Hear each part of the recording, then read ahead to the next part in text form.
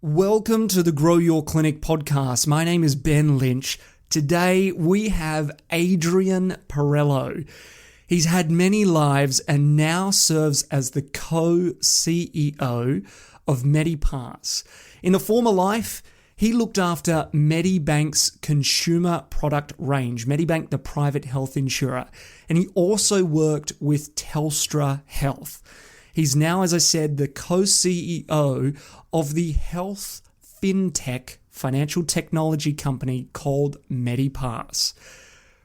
What I found fascinating about Adrian was, from a youngster, he's been really curious about technology and the role that it could play in making his life more efficient. And any role that he's been a part of, he's looked for opportunities to embrace and pioneer new technology to make life simple. His story has a number of pearls because it's not your traditional trajectory. He started out studying business and commerce and left the security of a great job working for PricewaterhouseCoopers, where he could have had some certainty in his career. He could have just followed along, climbed the ladder, but he left that certainty. And we explored some of the things that have served him well across the career changes throughout his life that have helped guide him to making a decision that he can feel certain about. Because in business, we're constantly faced with decisions that can seem confronting, and we're trying to weigh up where we are now and where we might be down the track. So he gives some pearls of how he navigated some of those big decisions. We also looked at, how do you lead an inspired team? How does purpose and believing in what you do play a factor in aligning the people around you to achieve great things and to do some of their life's best work? We then dived into client experiences. Being part of the technology industry, he says it's vital that they understand the needs of their consumers, in our case, the clients or patients in our clinic. And so we dive into some of the mechanics of how we could perhaps apply those feedback mechanisms to improve the things that we do and the experiences that we provide. We also dived into some of the mastery elements that he incorporates into his day and week to manage all of the things that need his attention and juggle the many balls, being a father, running a business, being on the frontier of his own education. So some of the pearls there about how he minimizes distraction and stays on task. I think there's a lot in this episode. I hope you enjoy it as much as I did. This is the Grow My Clinic podcast by Clinic Mastery, where we help you deliver amazing client experiences to grow your clinic. Adrian, welcome to the podcast. Fantastic to be here. Thank you for inviting me on. Well, it's a pleasure. I mean, in some respects, I feel like you should be hosting this given your experience with Brekkie Radio. I'm very excited to hear of your long career there, but now you're in the tech space. Tell me, where did tech really originate for you? Was it as a kid you're always interested in tech? How did that become part of your life and your passion? Yeah, I think that technology has really become an important part of my identity and almost DNA. And it started, I think I was in grade 3. My dad brought home an IBM XT, I think it was, because he's really, he was always been tinkering with, he used to say when he was back in Italy, he used to, try to figure out how to make the radios work. And he was always making up devices and, kind of gadgets. And so he wanted to buy the computer, and we kind of bought that. And he built a little makeshift room in our garage, I remember. And, that was where the computer went. And really, that is what the foundation was, for this kind of, part of me that's gone through my entire career. And I've had a number of different things that I've done in my career, but, using technology and always being kind of at the forefront of that has always, has kind of been a constant for me, and something that I've always enjoyed and loved. So, yeah, I think that's where it started. So really a curiosity from a young age and just getting your hands dirty and working on some things. You're fascinated by tech. And So then how did that evolve as you're growing up? You're studying at school, you're progressing through. Was tech something that you studied formally, or was it something that you just always had a curiosity and brought to the role that you played? No, I never really studied it. And in retrospect, maybe I should have. I don't really know. Yeah.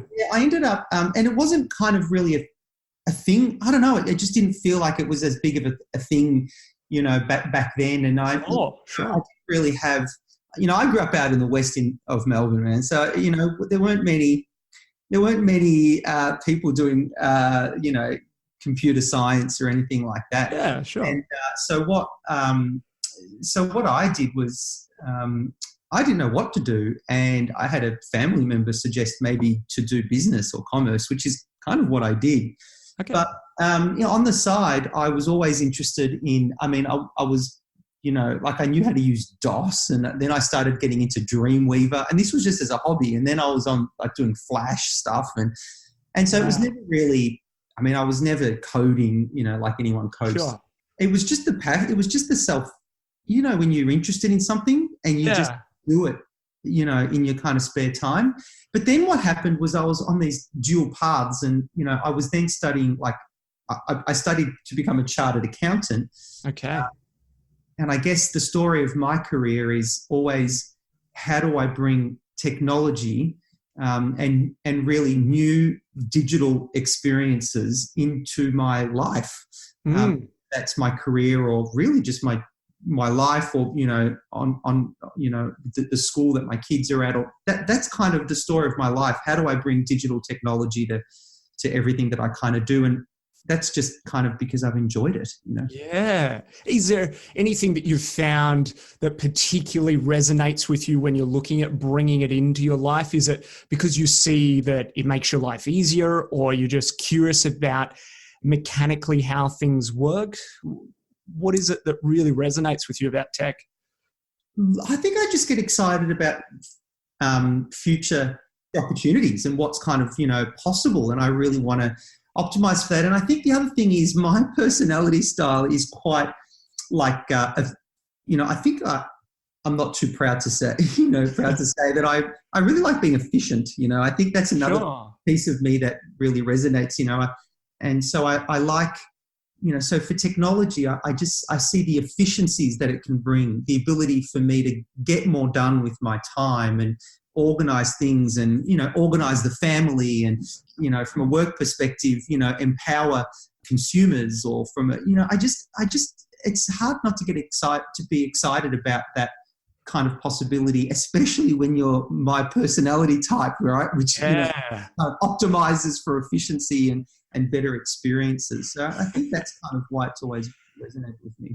Which is interesting because your Italian background, Italians tend to take things a little bit more slowly, at their own pace, a bit laissez-faire. I have Italian in me as well. That's right. That's my dad. My mum, not so much. I think that's right. I get it from my mum, I think. Sure. And so then as you're growing up and developing this interest and passion, did you have any mentors or guiding figures? It sounded like Dad had a bit of a role to play, but did you have anyone guide you on that journey in developing that interest?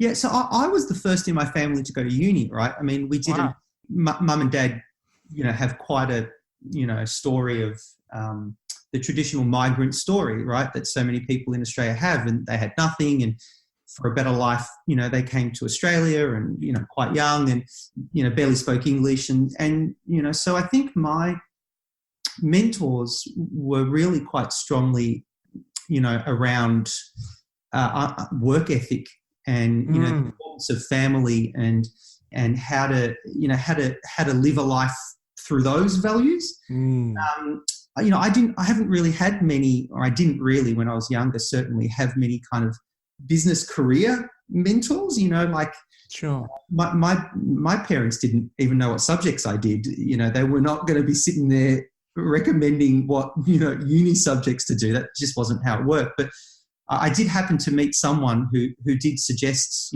commerce to me, which I'd never even, I didn't really even know what it was. And I got good marks at university. And so I pursued that. And then, you meet a couple of people here and there throughout your career who really kind of make a difference and kind of guide you. Yeah. In early days, I was feeling in the dark, to be honest. Yeah. It sounds like, talking offline as well, that you're a bit of a pioneer in a sense in the family, like you're going down the line of being the first to go to university, tech, which is constantly evolving. And I know a lot of people perhaps feel overwhelmed or scared to embrace something that is so vastly changing, that you're a sort of character that likes to try things out and give it a go. So you started out doing accounting, or you started out doing business and then moved into something completely different, breakfast radio. How does that happen? So I started I became a chartered accountant. I got a job at PricewaterhouseCoopers, and like a good job, like that's a good reputable firm.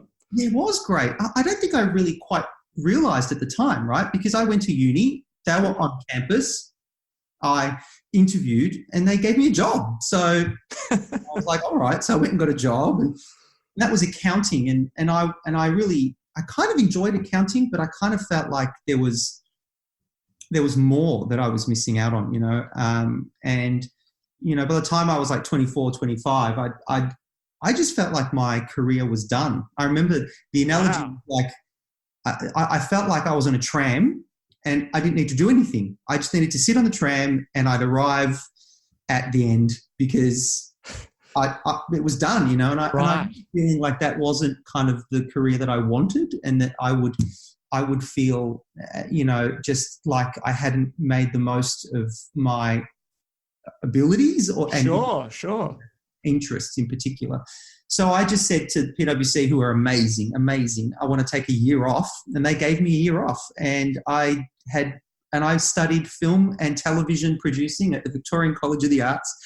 I made a film that got into the Melbourne International Film Festival and a heap of festivals, and I did radio, and the radio really took off. And then who would have known 8 years later I was still doing breakfast radio, which was a heap of fun and just taught me so much about interviewing and listening, and actually more importantly building a team. We had a team of 12 people, all volunteers. No one paid a cent. So that that me and my good friend could be on the radio.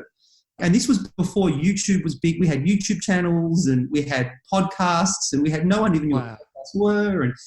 And actually, there you go, the technology coming in again, right? So without even realizing you wanting to kind of bring technology to these things. And it was great. I loved it. It was wow. I want to go down the line of the team, but before I do, that change, that big career change, where you have some real certainty in your career, working for a big firm, and like you said, I could have just stuck on the tram and headed down the tracks. To leave that certainty and go out and do something completely different, did it feel really uncertain at the time? Did it feel like a big risk to make that change? Because a lot of people in the community are listening in, and maybe they're contemplating some form of change. What did you find within yourself help make that transition for you at that time? Every time I've had big career changes like this, and I've had a few of them, I write myself a letter. It's my letter to my future self thinking it was the worst decision you ever made. Why did you do it? And I'm reading a letter as to why I did that. And so the letter at the time, goes through the position that I was in at the time and why I felt like it was the right thing to do, right? Because you all make the right decisions based on the information you've got at hand. And with 2020, hindsight, I would have, invested in Facebook and Google or whatever. And, so I always do that. And then I always end with worst case scenario. So worst case scenario is, well, what is the worst case scenario? Well, the worst case scenario is I spend a year and it's the worst year of my life. And I learn nothing, and there's no money in it, and I spend all my money. Well, what am I going to do then? Well, actually, I've still got my qualification. I'm still actually a chartered accountant. And actually, I did actually work at, PwC. I can always kind of fall back into that. And so from a worst case scenario, there's always a worst case scenario. Sure. I've just got to feel comfortable with those worst case scenarios. Yeah, great to be able to put it down on a piece of paper, because so often you have that internal debate in your head of what if this happens or what if that happens. So you actually took the time to write it down and go, well, what if that did happen? Yeah, and that's right. And then, and the thing that really frames my perspective is what's really challenging is when you've got to make a decision between two things, that you want to do. Do I stay in what I'm doing at the moment because there's job security, or do I do something different because I want to, scratch an itch? But what really changes my perspective on these things is that out of those two, there are no bad decisions. Don't feel afraid you're going to make a bad decision, because neither of those options are a bad decision. Right. Because even if you go down either option and, something that you don't want to happen happens, which is, your business doesn't take off and you've spent all your money, you did it based on all the right reasons at the time with the information that you had at hand. And from a worst case scenario perspective, you're okay. You can always, keep on trucking. Yeah, absolutely. Wow, that's a really profound way to go about making some of those bigger decisions that we often face in business. Yeah. So then, as you progress out of your certainty of a job, of a role, perhaps being part of a team, not sure if you had any leadership opportunities, but then hosting breakfast radio and leading a team, how'd you find making that transition to being able to align, I think you said 12 people, to actually make progress for the Brekkie Radio? I almost didn't realize it until we were kind of halfway through, that we had this team of people that were supporting us just for why? We're not paying them, because it was a lot of volunteer work.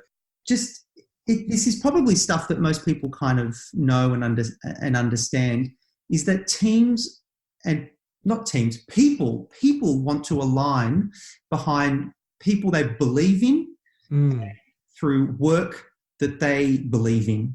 And that doesn't, mean that everybody needs to be, doing, like the most saintly of work. Yes. Like, everyone needs to be a foster carer and all this, which I believe is incredibly selfless. And I have, but at the same time, you've got to believe in what you're doing. There's got to be a purpose behind it. There's got to be a why. Why we're doing that. And then once you can articulate that and you walk it and you talk it, when you combine that with being a great leader, like a business, like a great manager or someone to work for, then people want to be around that. People want to be around people that are excited about their mission and that are excited about doing good work. Whether that was making great radio. When we did radio, people were around because it was fun. We had so much fun.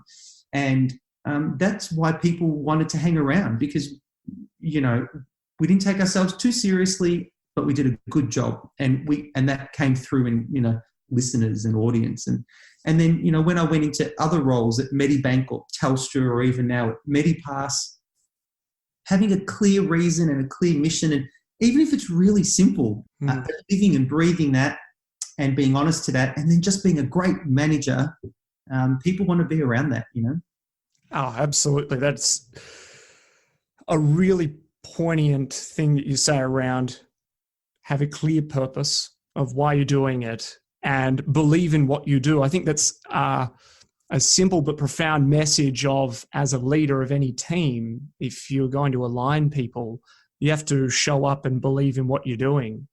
And to clarify that, that's terrific, I guess, foundational leadership skills and pragmatics about what to do when leading a team.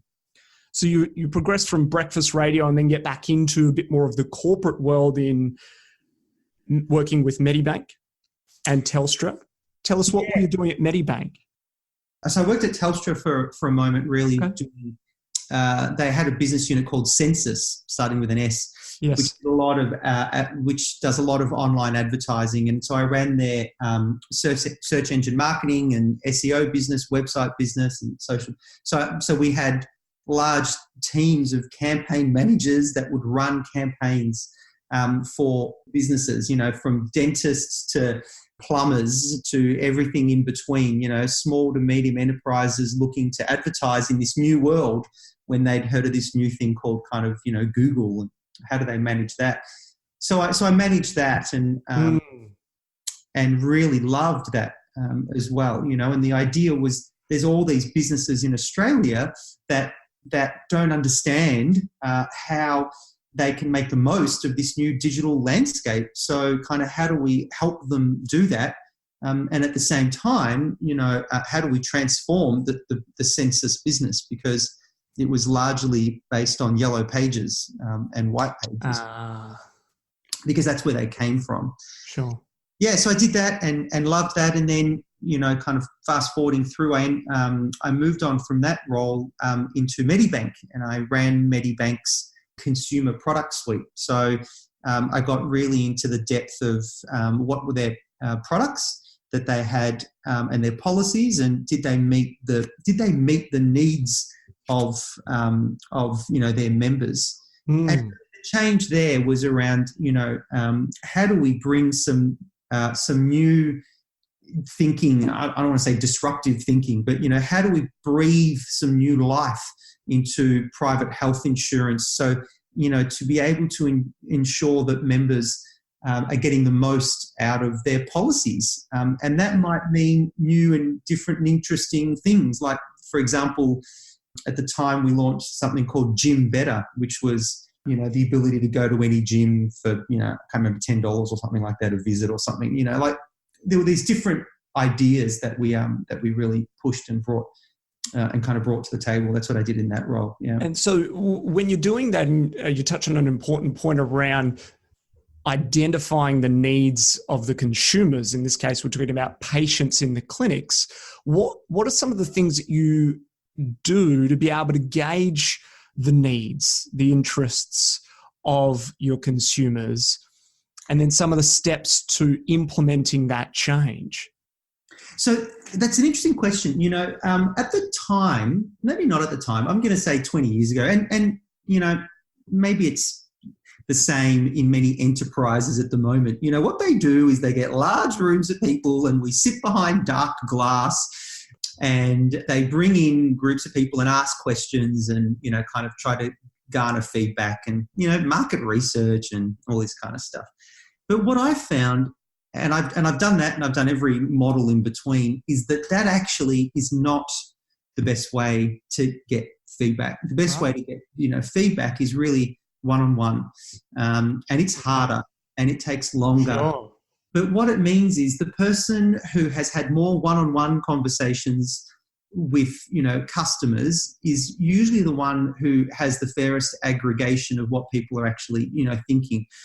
So, my opinion is you'd get better feedback by talking to the practice manager at a dentist about what, members of private health insurance want than often getting a room of 20 members of a health fund and trying to get it out of them when they're all talking to each other, if that makes sense. Right, yes. And so, that's kind of my kind of view on this, is that go direct one-on-one. But when you can't, go to intermediaries that have, whether they know it or not, gone direct one-on-one, and they often have some really good, distilled insights as to what, people want and look for. So you're really looking here at complementary businesses, service providers who also see your clients or may serve your clients in a different area, and getting their insights as to what they hear and see are the needs of that target demographic. Yeah. And really that the idea of large, expensive corporate enterprise market research stuff, I'm just not, the biggest advocate of. Right. I just don't think it, it works at scale. So. Yeah, absolutely. So really you're getting the one-on-one feedback to identify opportunities to better meet the needs of the clients or the consumers that are using your product. I love that, being able to do that in a really personalized way speaks to transforming client experiences, which we love. Yeah. So that's essentially, you've progressed now to technology with Medipass. and the wonderful things that they're doing. Can you give listeners an understanding of what is Medipass and what role is it playing in the health industry at the moment? So Medipass is really just trying to make it easier for healthcare providers to get paid. The problem we're trying to solve is, for every 10 patients that you see, there's a handful that are private health insurance and a handful that are Medicare and a handful that are paying out of pocket. And there's some that are, NDIS, and there's some that are going to be WorkSafe and WorkCover and TAC. And then there's the paperwork associated with all of that. And all you want to do is get paid. Yes. Why is it so hard? And so that is really the simple problem that we can articulate the problem really easily, but it has taken a mountain of work and effort and time and people to be able to start bringing the solution to life. And that's what we're trying to do. We're just trying to make it really easy for those providers to raise claims and get paid straight away. Yeah. And so at the moment, is it an adjunct to current technology people are using? How does it integrate with some of the platforms that already exist and are being used by health clinic owners? So everything we kind of do is about integration. So we have to integrate. We integrate to Gycp, for example, to be able to process claims using the Gycp system, not the terminal, as in not the piece of hardware that sits on your desktop or on your at your practice, but really the back end of Gycp. We do also connect to Gycp's hardware and terminals, and we also connect to Medicare. And we do connect to, a range of other kind of insurers or funders on the front end. But we also need to connect to practice management systems. And so if you use Clinico or if you use HealthKit, we connect into those pieces of software, as well. And really everything we do is really just about connecting, practices to the insurers that they might need to claim with and the systems that they already use. And also connecting through to their patients to make them kind of seamless straight through claim and payment experiences. So you're really creating a seamless payment experience that allows people to get paid really on time, as close to the service provided as possible. What are some of the outcomes or results that you're seeing with clinics who are adopting the technology and using it in their practice?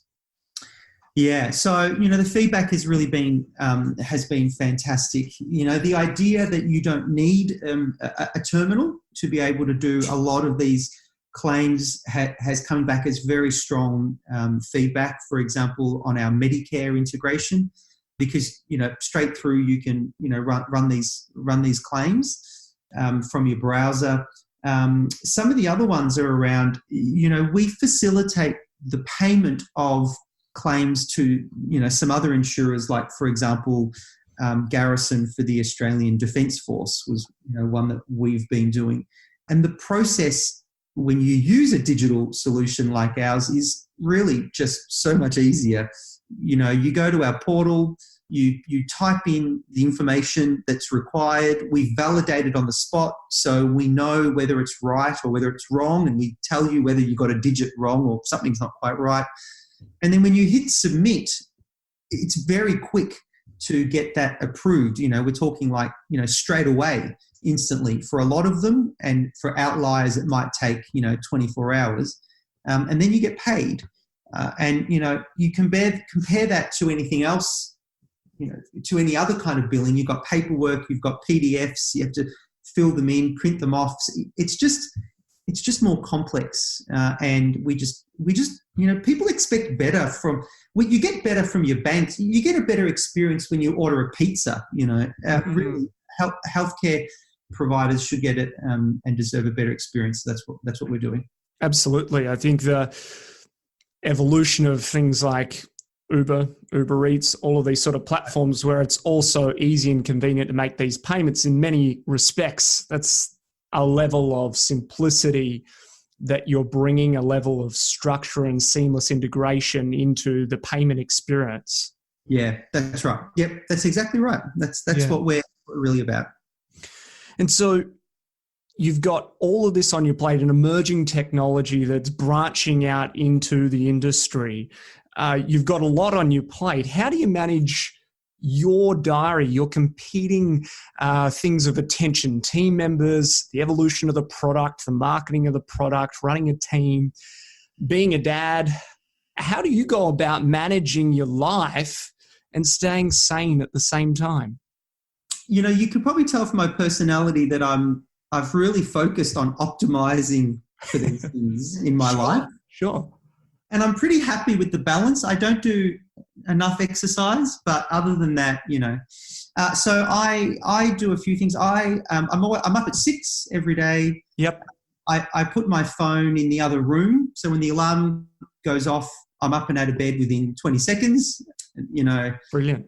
And then I enjoy walking to the train station and walking around the city. I always power walk where I can. Yes. Avoid transport, because that gives me my inbuilt exercise. It's like making the most of exercise without having to exercise, and I don't need to shower and all that kind of stuff. I don't look at emails or Slack or anything until I'm off the train.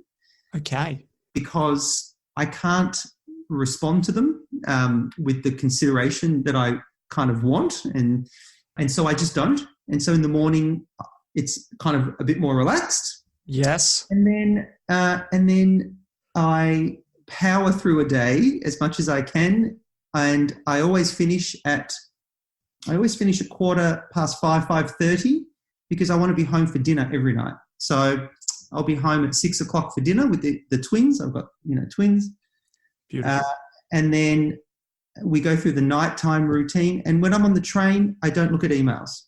So I won't look at emails or Slack or anything when I'm on the train. And I know it's not very conventional, and I know it's probably not great to say, but it's the only way that I can keep myself, kind of focused. What I find is that if someone sent an email at, 6:30 at night or whatever, they're not expecting me to look at it straight away. And in fact, it can wait till the following morning. Yes. And so I really kind of batch my time like that, because I had too many times where I'd look at email at 9:30 at night and I wouldn't be able to sleep because I'd be too stressed about whatever the email was.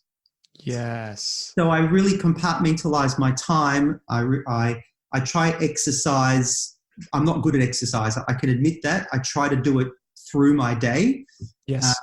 Where I can. And from a team perspective, I'd like to think the team would say, I don't know what they would say, but I'd like to think that I'm big on empowering them.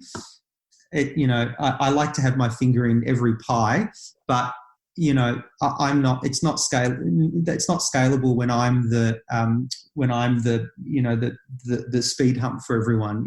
Sure. I really try to not do that as much as I can, but I guess that's up for other people to say whether I'm successful or not. It's always a challenge. You try and set those environments where it can facilitate those outcomes. But I guess everyone, myself included, we're all a work in progress. We call ourselves mastery because it's about that constant and never-ending improvement. To pick up on that point, how do you reason delegating versus abdicating and going, you know what, I'd much rather you do this so that we can leverage our time, our resources, etc., but not abdicate that and lose sight of the results, the accountability to progress? How do you manage that? If it's something I don't know anything about, I'm much more comfortable just not necessarily even having to be kind of, across it. The problem is that where I feel like I kind of do want to be across it, because I know a lot about it, or I have an opinion I want to throw into the mix. And so, just kind of setting those boundaries as to, with the team are important, and often you don't learn them unless you've gone through a few rotations. And so the way that we tend to work at Medipass, or I should say the way I tend to work, is I like being pretty clear about who's on point, who's the person looking at this thing. Right. You deal with it, talk to everyone you need to talk to, pull together what you think the answer is, tell me the answer if I need to be involved. I'll have questions, maybe a question here or a question there. But at the end of the day, if I'm happy, then, you just keep on as you were. Yeah. I always find this stuff difficult because I know how I like to, I know how I like to manage a team, but I'm just super conscious that, these questions are often best asked of the team. Does that make sense? Yeah. I'm always super interested in getting feedback from the team as to how I'm going. Sure. Because I know I'm trying. I know I'm focused on getting that balance right between saying you deal with it, but at the same time, I really want to be involved, but I haven't got the time and I don't want to be, so whilst I try to always get better at how I manage that stuff, really the people who can tell me whether I'm any good or not are not me. It's the people who are in our team. Sure. And so do you create a space for that? Because, we work with a number of clinic owners. Some are much more progressive and they love getting that almost radical candor about how they're doing. Others shy away because they haven't got time or space to be able to respond to it. They know they need to pull up their socks. What's some of the framework that you encourage or the environment you create to support some of that feedback coming your way? So I always try to carve out time away from the day-to-day to talk about anything else, the open agenda item, if that makes sense, whether it's going to a coffee shop and sitting down, just two people, and always ensuring that while I have things I want to talk about, giving space to other people to be able to, talk about not work, but anything else that's going on. And in particular, what's going on at work and how am I doing and how am I doing? And I think the thing for me is I'm good at action items, right? I love a to-do list, but often the feedback is not a to-do list. Often the feedback is it's just like some of the colors on this painting that are telling a broader picture about your style. And so listening to understand the seed of feedback that even the person giving might not quite know is the thing they're talking about, and not being stressed about having to come out with an action list, I think is the best way of doing it, because you're not stressed going into it around, oh God, I don't want to hear this and I can't do it and I haven't got time. You're really just going in to listen. And even come out with no actions, it's painted part of a picture that if you hear a few times, you might realize, that's the feedback, And for me, I remember I spoke to a number of people at one of my roles, and over time I learned that the feedback for me was that I would move so fast that lots of people loved it and I'd get praise from management or whatever, but the people in the team felt I was going too fast, and that I wasn't bringing people along on the journey. And it took time to get that feedback out. But once I understood that, there was no clear action item or anything, but it just became part of how I work now, which is super conscious of bringing the team along the journey. Even though my mind might be a few steps, ahead in a different place, I can't, forget people who are, taking more time on the journey. And, that's invaluable in building a team that'll believe in what you believe in and deliver against, the broader team's vision. So, yeah. It's really important. Yeah, absolutely. I love the fact that you're able to openly receive that feedback and create an environment that encourages it as well. And like you said, it's maybe not perfect. Everyone's evolving and adapting these systems so that they can improve how they do it. But you're always optimizing for efficiency and finding technology as a way to be able to bring that into your life. And I love the fact that you're always looking to bring purpose into what you do and really lead a team by showing the belief in what we're all building together. I think some of those are brilliant points about team and leadership. And then on the client experience front, getting that feedback one-on-one and identifying the needs of the consumer, of the client, to find a better way to meet them. That speaks absolutely truly to leading inspired teams and transforming client experiences, which is what we're all about. And some few golden nuggets about mastery there. One in particular I loved is leaving those emails and Slack notifications till later, where you can be really deliberate and considerate in your responses. Because I know as well, they can distract you very easily. Yeah, that's right. Exactly. So, Adrian, what are you most excited about moving forward as we progress over the next few months for the work that you're doing with Medipass? We have so many things coming out that I'm really excited about bringing our business kind of to the next level. We're only 2.5 kind of years old. Yeah.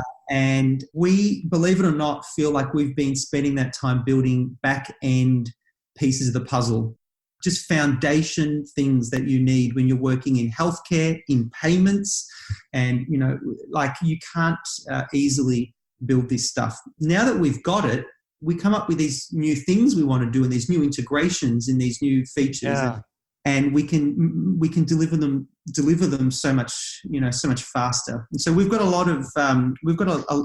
quite a big roadmap that I'm excited about delivering on. In particular, we're really pleased with what we've done with our Medicare solution and our private health insurance solution and our kind of payments.